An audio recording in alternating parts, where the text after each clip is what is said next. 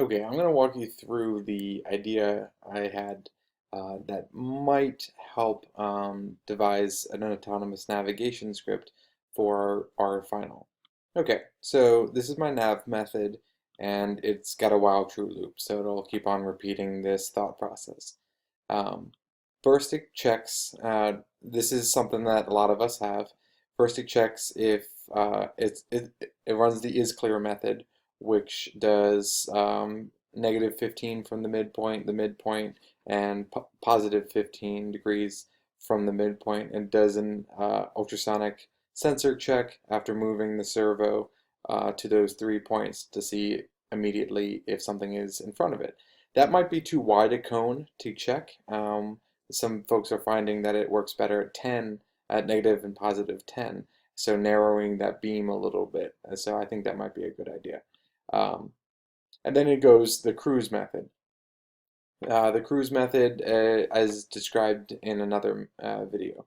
So as soon as it's not clear, or as soon as the cruise method ends, and then it does, actually no, as soon as the cruise method ends, it will immediately go on to here. This isn't a loop. Um, so it will store the option from the find options method. Okay, so now let's take a look at the find options method. That's down here. All right, and so this is Kenny and I worked on this in class, and so this is something that is still very much being worked on. I've tried commenting it thoroughly to try to start explaining it. All right, so first thing, we dump anything that's in the scan array. The scan is a list um, of distances along the range of where the servo scans. So this will just erase everything, set everything back to null. Um, and so now we're going to start a loop that goes from minus 60, which is to the right of the midpoint, and loops to positive 60 from the midpoint. And it counts up by twos to go faster. If that scan is takes too long, we could increase this by 3, but that will change some of the math down here. So in the consideration. So hold on to that thought. If you do change the increment, then the math and the rest will need to change. It'll need to change there, and the counter will need to change as well. And so let's go through that. So first things first, uh, it moves the servo to the degree. So if it's at 90 and we're at minus 60, so it'll start at 30 degrees and then steadily move up. So it moves the servo and gives it a tenth of a second for the servo to adjust. And then we use the scan list at that spot, so that whatever degree we're at, we'll write it in that spot in the list, and we'll fill that spot up with the distance from the ultrasonic distance sensor, which is plugged into port 15. So that will respond. Sometimes it responds with incorrect data, I've noticed. And so sometimes I like to do a double check and make sure that they're the same. And if they're not, if the double check isn't the same, then I'll take a third reading. I have that over in the parent method. So I made a to-do list. If we get this working, we can make it more accurate by improving this line. Okay, so now we what is this? Oh yeah, so this is going to keep the count.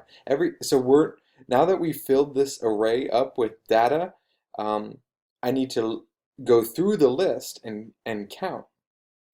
So we scan and fill this data, and then we'll loop through the same way that we use the same loop that we used to scan the data. We'll use it again to think about all of the results in that data. Um, if we as we count through If we find, okay, this is clear, this is safe, this is safe, this is safe.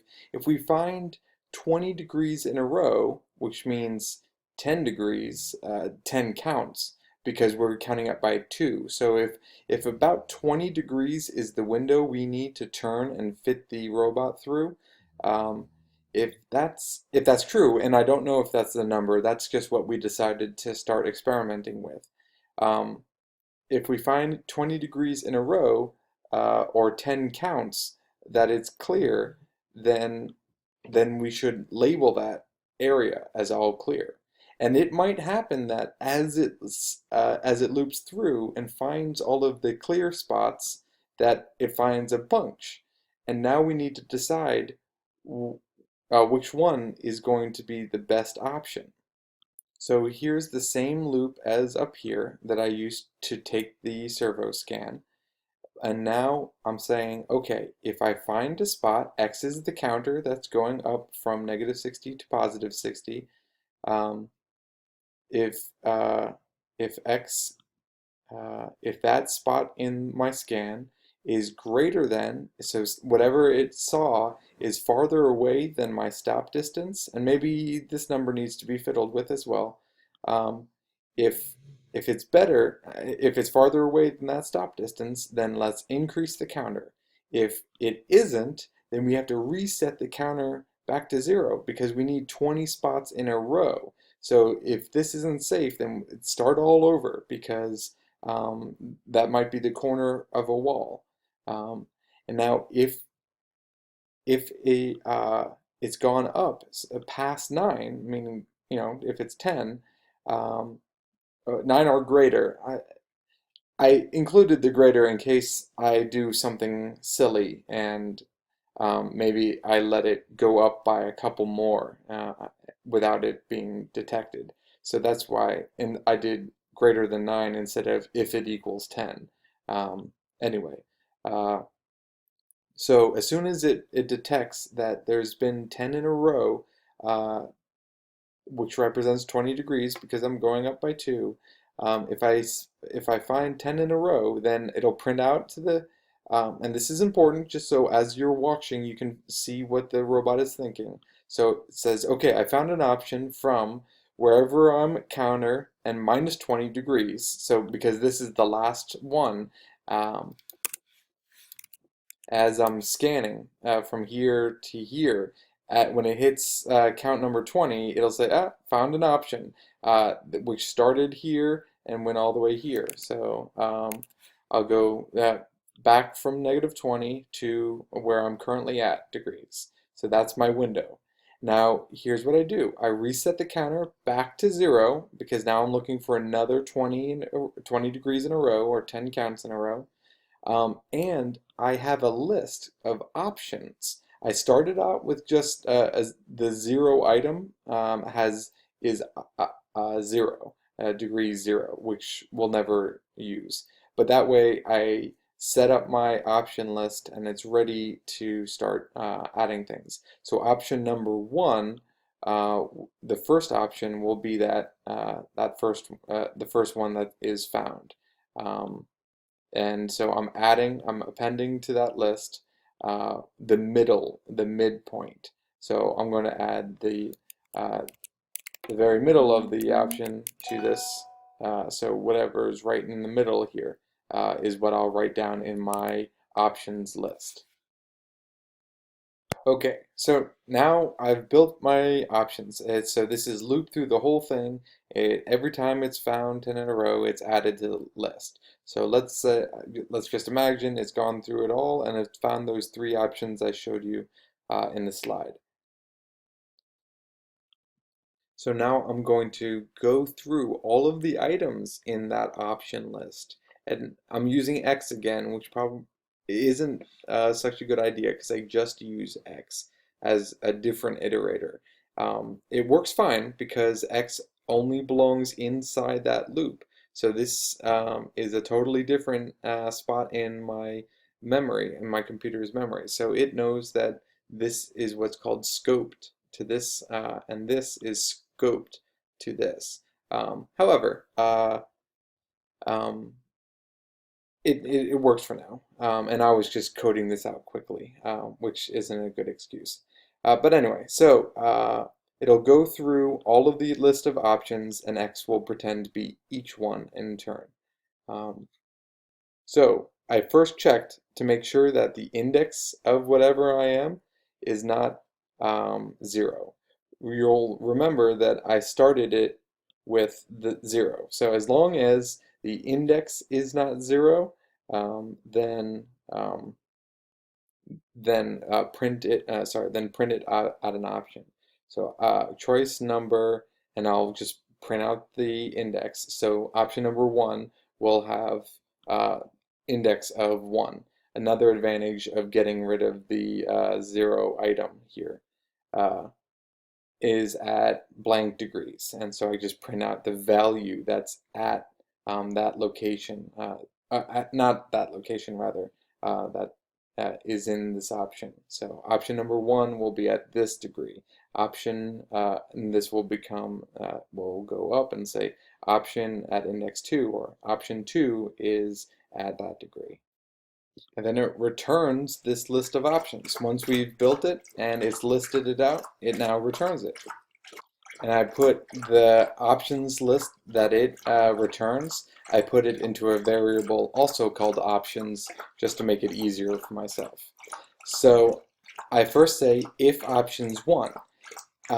Since I'm not comparing this to anything, then Python knows, and not every language does this, this is unique to Python. Python knows it's like, okay, if there is a something inside options 1, if there is an option, then okay, I've got at least an option to consider, is what this should technically say. And so now I want the best option. For default, I'll just load the first one in there. So whatever degree that is at, I'll load that in the best option for now. And then I'm going to loop through all of my options using X again as the iterator. And I'm going to compare that option minus the ideal turn. Oh, right. I should also explain how I calculated the ideal turn. So this doesn't work. Watch the turn video, the turn track video that I had, and we need to figure out how to calculate what degree relative to where we're positioned. So we should always be able to calculate which way is the exit. And we need to figure out that using turn track. But the turn track depended on a successful use of our encoder, which isn't helping very well. Anyway, so for now, let's just say that I'm just going to see if is the option that we're considering um, closer to the ideal turn, however we figure that, is that option closer than the best option, which starts at 1? So it'll loop through all of the options and see which one of these is closest to the exit. It then prints what it found, and then it tells how much it needs to turn.